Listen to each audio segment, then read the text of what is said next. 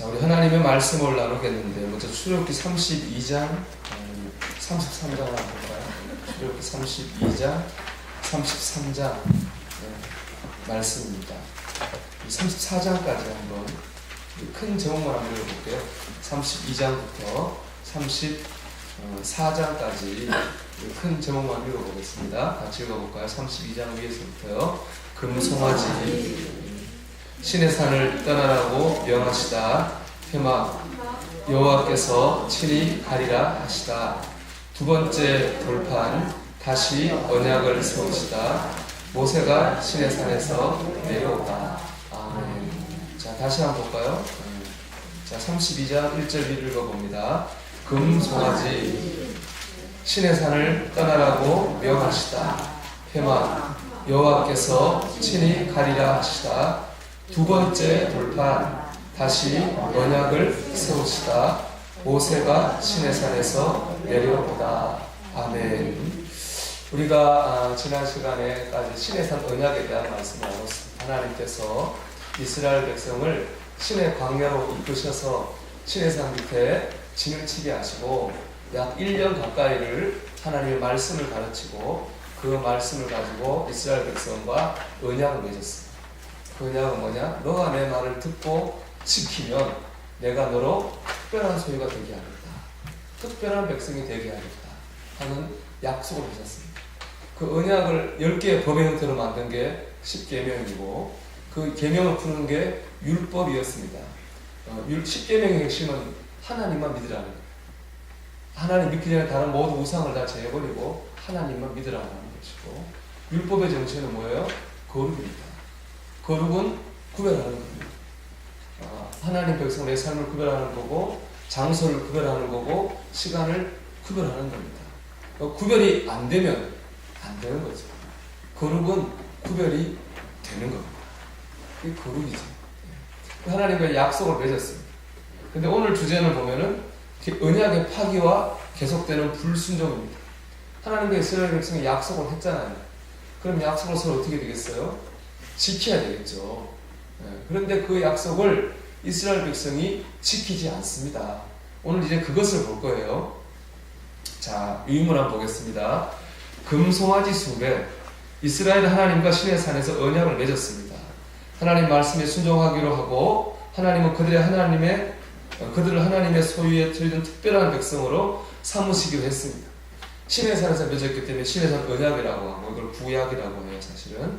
하지만 이 언약은 곧 깨집니다. 언약을 파기한 쪽은 이스라엘 백성입니다. 그것이 바로 금송아지 사건입니다.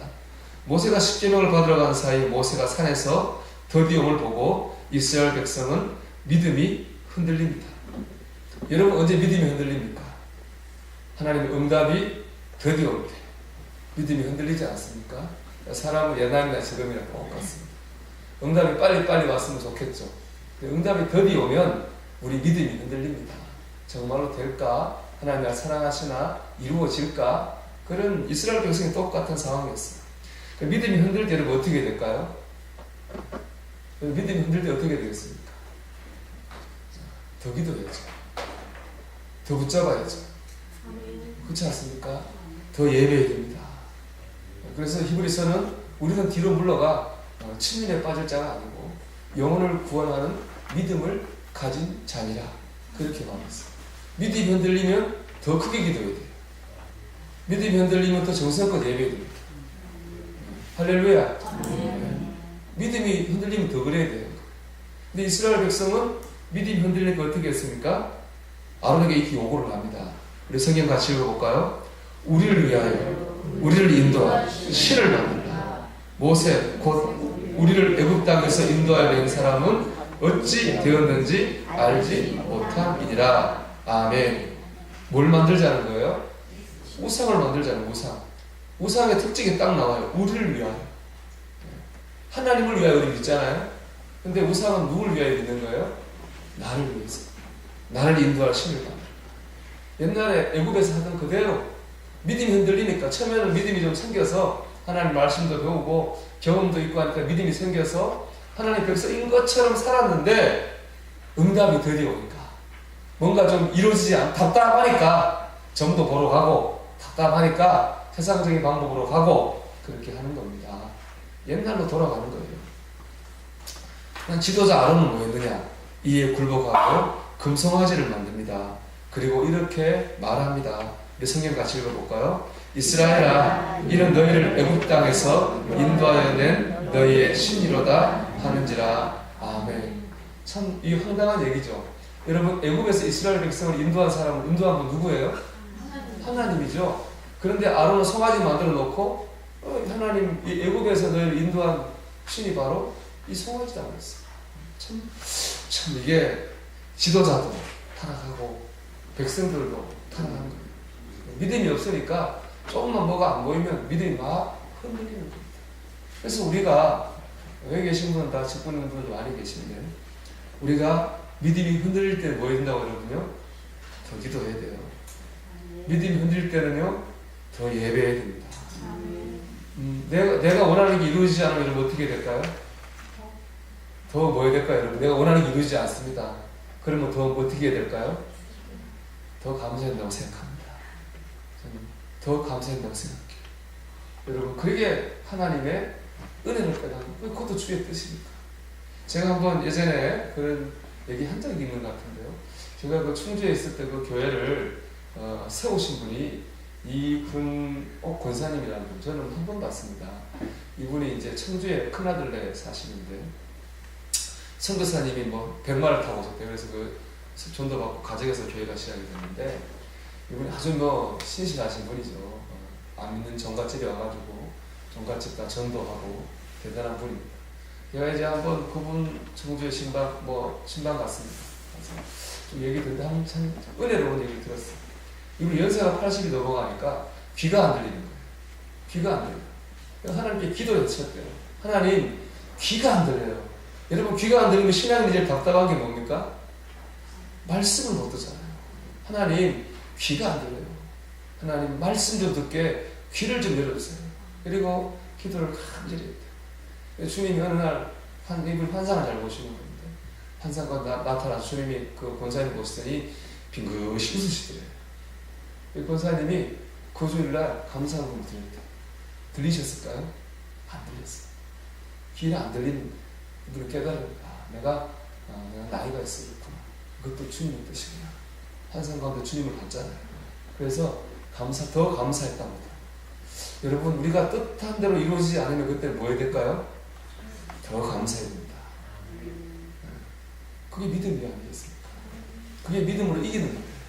믿음이 흔들리면 더 기도하고 더 예배하고 원하는 게 이루어지지 않으면 더 감사하고 할렐루야. 그렇게 됩니다. 이스라엘 백성은 더 이루어지지 않고 오히려 딴 데를 찾은 거예요. 그리고 이렇게 말합니다. 우리 성경 말씀 다시 읽어볼까요? 이스라엘아, 이는 너희를 애굽 땅에서 인도하여 낸 너희의 신이로다 하는지라. 결국 금송아지를 만든 목적은 자신들을 인도할 신을 만드는 것입니다. 그들은 금송아지를 여호와라고 섬겼습니다. 이는 하나님이 가장 싫어하는 우상 숭배입니다. 하나님은 이스라엘을 진멸하고 모세를 통해 큰 나라를 만들겠다고 하십니다. 이에 모세는 이스라엘을 변호합니다. 하나님 화가 나셨어요. 하나님 제일 싫어하는 10계명, 첫 계명을 어겼잖아요. 우상을 숭배했으니까. 하나님 이스라엘 백성을 멸망시키려고 합니다. 그때 지도자 모세가 하나님 앞에 나서서 이스라엘을 변호합니다. 모세의 논리는 크게 세 가지입니다. 우리 첫째 같이 읽어볼까요? 첫째, 이스라엘은 여호와께서 강한 손으로 이집트에서 인도해낸 주의 백성, 당신의 백성이기 때문입니다. 그죠? 하나님 백성을 하나님 멸망시키면 되겠습니까? 하나님 백성 아닙니까? 내 새끼를 내가 죽이면 어떡합니까? 그리고 첫째 하나님 변호했고, 둘째 같이 읽어볼까요? 애굽 사람들은 여호와가 이스라엘을 진멸하러 인도해 내었다고 비웃을 것입니다. 아멘. 세상 사람들이 하나님 백성 끌어내놓고 하나님이 다 죽으면 하나님 비웃지 않겠습니까? 하고 하나님을 또 설득합니다. 모세가. 셋째 같이 읽어볼까요? 모세는 여호와께서 아브라함과 이삭과 야곱에게 약속하신 것을 상기시키십니다. 아멘. 요거 지금 이제 하나님 약속하셨잖아요.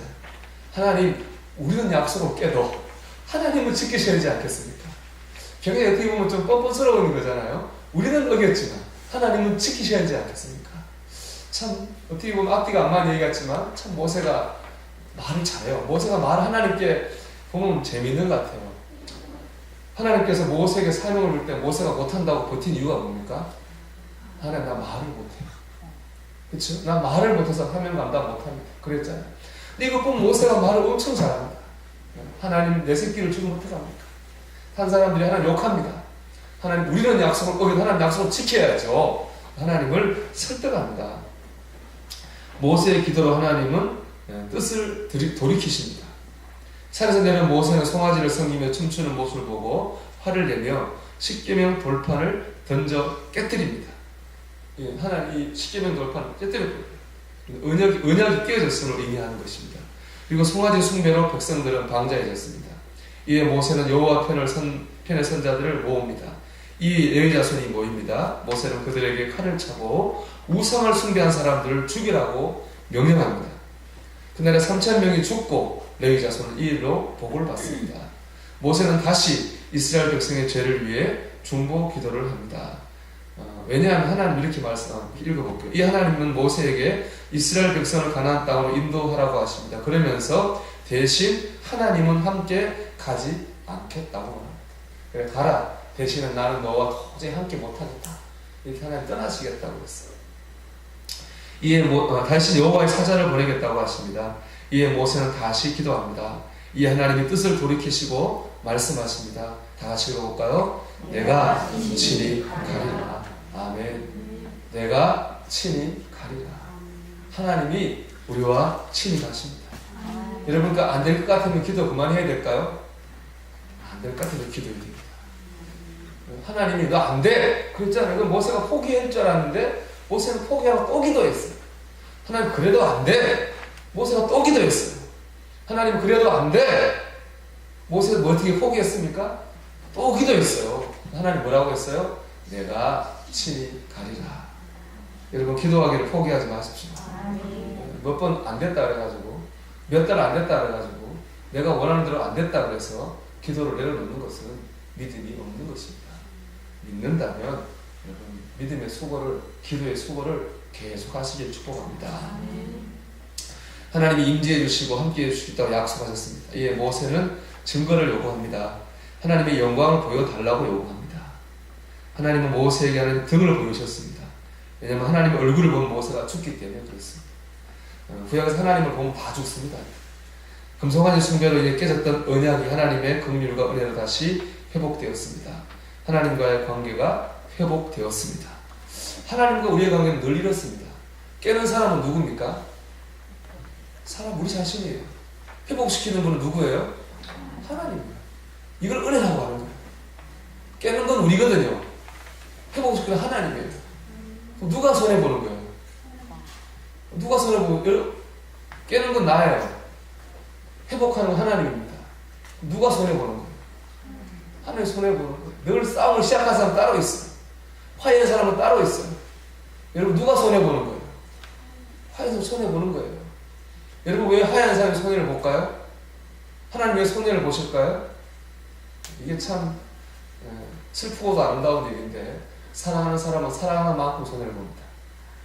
더 사랑하는 사람이 더 손해를 보게 되어 있습니다. 여러분, 사랑하기도 그렇잖아요. 더 사랑하는 사람이 약자입니다. 그래서 자식하고 부모 누가 약자예요? 부모가 약자죠. 다 되는데 진짜 자식은 그때는 안 되는 것 같아요. 부모가 약자예요. 미워도 또 자식이니까. 더 사랑하는 사람이 늘 손해를 보게 되어 있습니다. 하나님이 늘 손해를 보십니다. 왜 그럴까요, 여러분? 우리가 하나님을 사랑하는 것보다 하나님 우리를 더 사랑하시기 때문에 그렇습니다. 그게 은혜고 그게 긍휼입니다. 언약이 회복된 증거가 바로 새로운 십계명 돌판입니다. 하나님이 새로운 십계명 돌판을 만들어주세요. 언약이 이제 다시 회복됐다는 것입니다. 하나님과 우리의 언약이 회복됐습니다. 우리는 지금 십계명 돌판은 없어요. 근데 십계명 돌판하고 똑같은 더 뚜렷한 우리의 증거가 있습니다. 여러분, 그게 뭘까요? 십자가입니다. 십자가가 예수님이 우리를 위해 죽으심으로 하나님과 회복하신 증거입니다. 그래서 교회는 위에도 십자가 달고 가운데도 십자가 달고 교인들은 목걸이도 십자가 달고 반지에도 십자가 붙이는 거예요. 이게 뭐 하나님과 우리와의 관계가 회복되었다고 하는 증거이기 때문에 그렇습니다. 하나님은 모세에게 새로운 돌판을 만들어서 신의 산으로 올라오라고 하십니다. 그리고 하나님의 이름을 반포하십니다. 다 같이 읽어볼까요? 여호와께서 그의 앞으로 지나시며 선포하시되 여호와라 여호와라 자비롭고 은혜롭고 노하기를 더디하고 인자와 진실이 많은 하나님이라. 아멘. 하나님은 백성이 당신에게 불순종하여 가슴을 찢어놓아도 용서하시고 다시 언약을 회복시켜 주시는 사랑의 하나님이십니다. 그러니까 죄를 지면은 어떻게 해야 될까요? 아, 나는 죄인이구나, 나는 안 되는구나, 막 살아야 될까요? 그렇지 않습니다. 죄인이 지었으면 그 죄 지은 채로 하나님 앞으로 나가야 됩니다. 그리고 회개에 기도해야 됩니다. 그럼 하나님 또 어떻게 하셔요? 또 우리를 덮어주십니다. 또 회복시켜 주십니다. 이게 바로 십자가의 사랑이고 은혜입니다. 마귀는 그렇게 안 합니다. 마귀는 우리가 죄 짓잖아요. 그러고 너가 무슨 예수를 믿냐? 그래, 나하고 교회는 안 맞아. 멀어지게 합니다. 마귀의 음성입니다. 여러분, 우리가 범죄하고 실수하지 않는 사람은 세상에 아무도 없어요. 제가 얘기하지 않습니까? 성경에 보면 항상 아들이 몇 명 나와요, 여러분? 항상 아들이 2명 나옵니다. 큰아들, 작은아들. 부모가 뭐 꼭 심부름을 시킵니다. 그러면 큰아들은 네 하고 간다고 합니다. 그리고 안 가요. 작은아들은 못 가요 하고 버텼다가 나중에 회개하고 갑니다. 누가 제일 좋은 아들이에요? 이 두 아들 틀렸습니다. 제일 좋은 아들은 네 하고 가는 아들이 제일 좋은 아들. 성경에 그런 아들이 있어요, 없어요? 없습니다. 왜 그럴까요? 이 땅에 그런 교인이 없습니다. 다 완벽한 사람이 하나도 없습니다. 결국에 그 두 아들 중에 누가 좋은 아들이에요? 깨우치고 뉘우치고 가는 아들이 좋은 아들입니다. 그러니까 완벽한 신자는 없어요. 우리 다 완벽하지 않잖아요. 대신에 뭘 잘하면 돼요? 뉘우치고 깨우치고 회개를 잘하면 그 사람이 그래도 좋은 신자입니다. 하나님의 은혜를 믿고 여러분 범죄했다면 뉘우치고 깨우치고 하나님께로 나아가시길 바랍니다. 자, 이제 그 시간이 흘렀습니다. 이 성경으로 보면 꽤 많은 양이지만 사실은 날로 보면 얼마 안 되는 날이에요. 우리 민수기 10장으로 한번 가보겠습니다. 민수기 10장 33절에서 34절입니다. 35절에서 36절입니다. 33절, 34절. 민수기 10장 33절, 34절입니다. 구약성경 212페이지예요. 우리가 뭐 출애굽께서 민수기 이만큼 뛰어넘는 것 같지만 사건으로 바로 이어진 사건입니다. 자, 33절, 34절 한번 같이 읽어볼까요? 그들이 여호와의 산에서 떠나 3일 길을 갈 때에 여호와의 언약궤가 그 3일 길에 앞서가며 그들의 쉴 곳을 찾았고 그들이 진영을 떠날 때에 낮에는 여호와의 구름이 그 위에 덮였었더라. 아멘. 자, 이 십계명 돌판 깨뜨리고 회복하기까지는 시내산 에서 일어난 일입니다. 그 1년 동안에 일어난 일이에요. 이제 그 일이 다 끝나고 이스라엘 백성이 이제 가나안 땅으로 가야 될 거 아니에요. 이제 이 33절은 뭐냐? 그들이 여호와의 산에서 떠나 3일 길을 갈 때에 드디어 십계명 사건을 다 마무리하고 이제 가나안 땅을 향해 가는 장면입니다. 그러니까는 성경을 보면 굉장히 많이 건너뛴 것 같지만 사건으로 이어지는 사건이에요. 자, 우리 11장부터 한번 우리 제목 한번 보겠습니다. 11장부터 14장까지. 자, 14장까지만 큰 제목 읽어볼까요? 다 같이 읽겠습니다. 다베라, 여호와께서 메추라기를 모세가 장로 70인을 뽑다. 여호와께서 메추라기를 보내시다. 미리암이 벌을 받다. 가나안 정탐, 백성의 원망, 모세가 백성을 두고 기도하다. 여호와께서 원망하시는 백성을 벌하시다. 첫 번째 점령 시도. 다시 볼까요? 자, 이제는 다시 11장부터 읽어봅시다. 다베라, 모세가 장로 70인을 뽑다. 여호와께서 메추라기를 보내시다. 미리암이 벌을 받다. 가나안 땅 정탐, 백성의 원망, 모세가 백성을 두고 기도하다. 여호와께서 원망하는 백성들을 벌하시다. 첫 번째 점령 시도. 아멘. 자, 이스라엘 백성이 이제 언약을 회복하고 다시 이제 가나안 땅을 향해 출발했습니다. 근데 출발하자마자 다베라고 하는 곳에서 우리 11장 1절에 한번 여기 나오네요. 위임을 읽어볼게요. 제가요. 이스라엘 백성이 가나안 땅을 향해 다시 나아갑니다. 그러나 다베라에서 악한 말로 하나님을 원망합니다. 기껏 회복시켜줬더니 가자마자 한 말이 뭐예요? 하나님을 악한 말로 원망했어요. 자, 11장 1절에서 3절은 만나를 주신 것에 대해서도 불평합니다. 하나님이 뭘 해서 만나를 줬잖아요. 불평해요. 뭐라고 불평하냐? 고기 좀 달라고. 욕심으로 불평합니다. 옛날에 신광야에서 하나님 고기 주셨는데 그때하고는 먹을 게 없었던 것이고 지금은 욕심으로 불평합니다. 하나님이 싫어하시죠. 그 다음 미리암과 아론이 모세를 비방합니다. 모세는 하나님의 세운 지도자죠. 하나님의 세운 지도자를 비방하는 것은 하나님을 비방하는 것입니다. 이로 인해 미리암은 나병에 걸리는 벌을 받습니다. 그리고 민수가 계속 불평하고 원망하고 불순종합니다. 근데 가장 결정적인 사건이 13장, 14장에 나오는 거예요. 13장, 14장에서는 가장 결정적이고 중요한 불순종의 사건이 발생합니다. 가데스 바네아에서 가나안을 점령하려는 명령에 불순종하고 원망한 것입니다. 하나님의 계획은 가데스 바네아를 통해서 가나안 땅으로 들어가는 것입니다. 이거 하나님께서 애굽을 나온 지 1년쯤 이제 된 거예요. 거기서 한 보름쯤 가면 가데스 바네아입니다. 거기를 통해서 가나안 땅을 들어가면 이제 끝나는 거예요. 여행이 한번 1년 보름 정도 걸리겠죠. 원래 하나님의 계획은 1년 보름 안에 가나안 땅에 들어가게 하는 거였어요. 근데 이 가데스 바네아에서 이스라엘 백성이 잘못했어요. 그래서 그들이 40년을 광야를 헤맵니다. 결정적인 사건이 여기서 나타나는 거예요. 그러니까 우리가 하나님의 계획이 선합니다. 여러분 할렐루야. 우리 하나님의 계획이 선합니다. 하나님의 계획이 선하다고 가지고 그 계획대로 되지 않습니다. 우리 거기에 순종할 때 그 선한 계획이 이루어집니다. 우리가 불순종하면 선한 계획이 어그러지고 우리가 편히 갈 수 있는 길 돌아가고 흔들게 가고 우리가 말하면 매맞고 가고 고생 시커다고 거기 간단 말이에요. 그게 바로 이 사건입니다. 하나님 원래 계획에서 벗어나 39년 3개월을 광야를 무당하게 됩니다.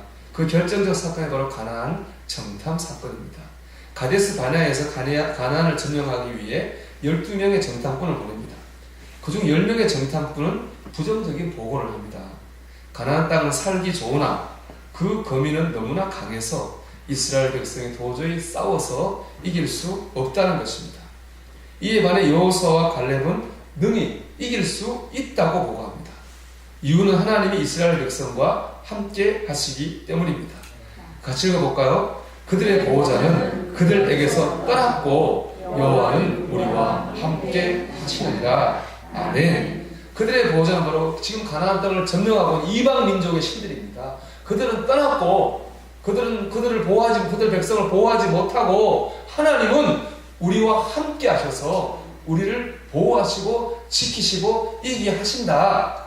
이게 바로 여호수아와 갈렙이 가나안 땅을 점령할 수 있다고 보고한 이유였습니다. 그러니까 10명의 정탐꾼의 보고는 육적인 보고입니다. 사람이 눈으로만 보이는, 우리보다 덩치도 크고 무기도 좋고. 여호수아와 갈렙의 보고는 무슨 보고입니까? 믿음의 보고입니다. 누가 우리와 함께 한다는 거예요? 하나님. 그러니까 승리의 가장 중요한 조건은 뭡니까? 하나님 우리와 함께 하시는 게 승리의 가장 중요한 조건이고 이유라는 것입니다. 그 얘기를 딱 보고했어요. 이 두 부류의 보고, 그러니까 10명의 보고와 여호수아 2명의 보고가 있었는데 이스라엘 백성들은 어떻게 했습니까? 이스라엘 백성은 10명의 보고를 따릅니다. 그래서 모세와 아론, 심지어는 하나님을 직접적으로 원망합니다. 근데 민수기 14장 한번 찾아봅시다. 이건 꼭 읽었으면 좋겠어요. 민수기 14장 2절, 3절.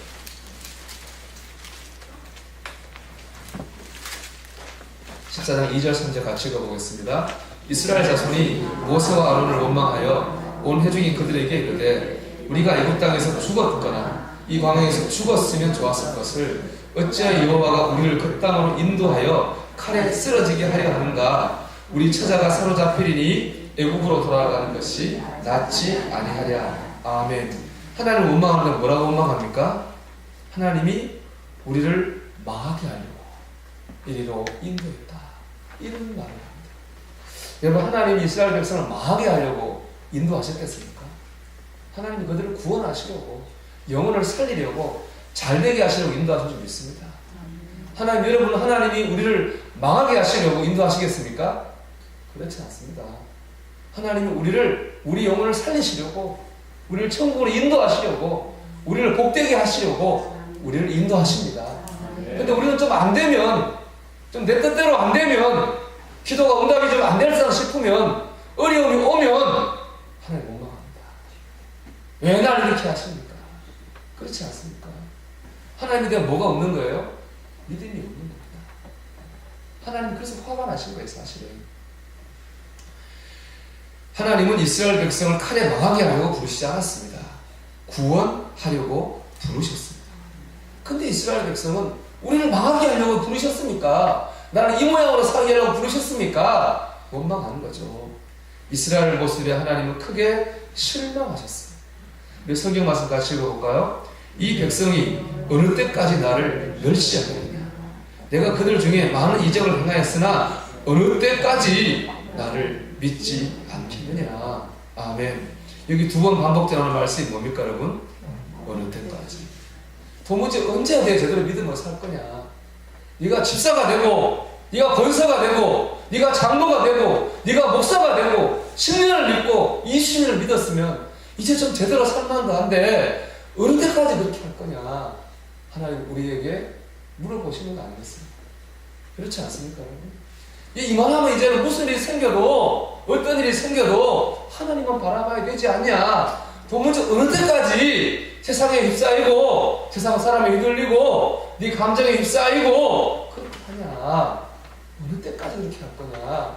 하나님 우리에게 말씀하시는 거예요. 이스라엘 백성이 하나님을 경멸하며 얕보았습니다.